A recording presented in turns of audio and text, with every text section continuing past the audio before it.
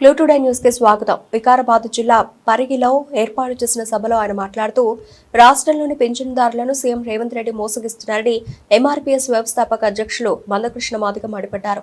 అధికారంలోకి వచ్చిన వెంటనే దివ్యాంగుల పెన్షన్ 6,000 రూపాయలు, ఆసరా పెన్షన్ 4,000 రూపాయలు ఇప్పిస్తామని హామీ ఇచ్చారని 20 నెలల దాటినా అమలు చేయట్లేదని విమర్శించారు.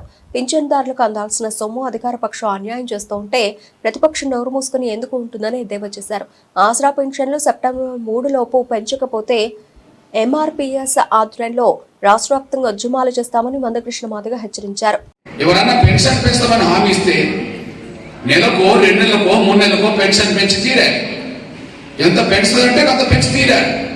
కానీ 20 నెలలుగా పెన్షన్ పెంచకుండా మోసం చేస్తున్న ప్రభుత్వాన్ని దేశంలో రేవంత్ రెడ్డి ప్రభుత్వాన్ని చూస్తున్నా నేను. మరి రేవంత్ రెడ్డి ప్రభుత్వం 50 లక్షల కుటుంబాలను 20 నెలలుగా మోసం చేస్తుంటే అసలు ప్రతిపక్ష నాయకుడు ఏం చేస్తున్నాడు ఈ రాష్ట్రంలో? కేసీఆర్ ప్రతిపక్ష నాయకుడు కదా. ఒక ప్రతిపక్ష నాయకుడు హోదాలో చేసిన పని ఏంటిది? ప్రభుత్వ వైఫల్యాలను, ఇచ్చిన వాగ్దానాలను అమలు చేయకపోతే ప్రభుత్వ మోసాలను ఎండగట్టి ప్రజల పక్షాన్ని నిలబడి ప్రభుత్వాల మీద ఒత్తిడి పెట్టి ప్రజలకు న్యాయం చేసే విధంగా ప్రభుత్వాన్ని దించేలాగా చేయడమే ప్రతిపక్షాల బాధ్యత.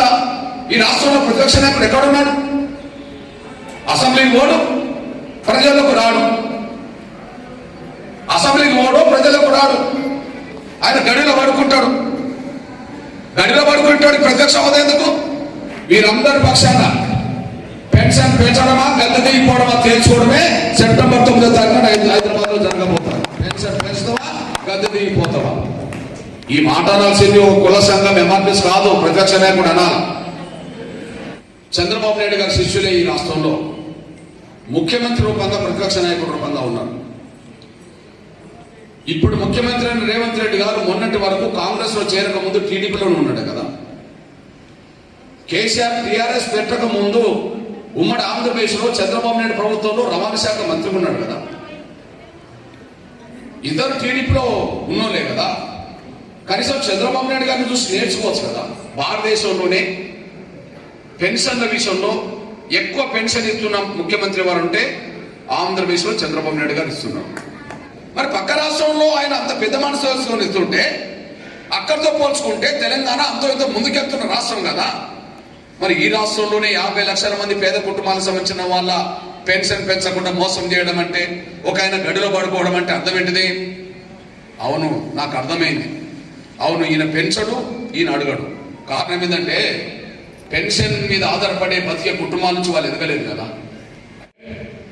మా కుటుంబానికి 800 ఎకరాల భూమి ఉండే నువ్వు అని చెప్పి 800 ఎకరాల భూమి ఉన్న ఆ కుటుంబానికి ఆ పెన్షన్ మీద ఆధారపడి బతకాల్సిన అవసరం ఏముంటుంది?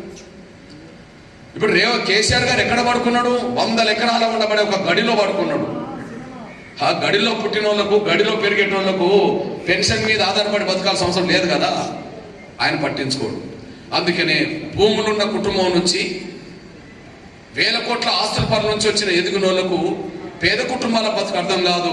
కానీ పూరి గుడిసె నుంచి పుట్టిన ఒక పేద బిడ్డగా నాకు పేదరికం తెలుసు కాబట్టి పేదల సమస్యలను ఉద్యమం చేయాల్సి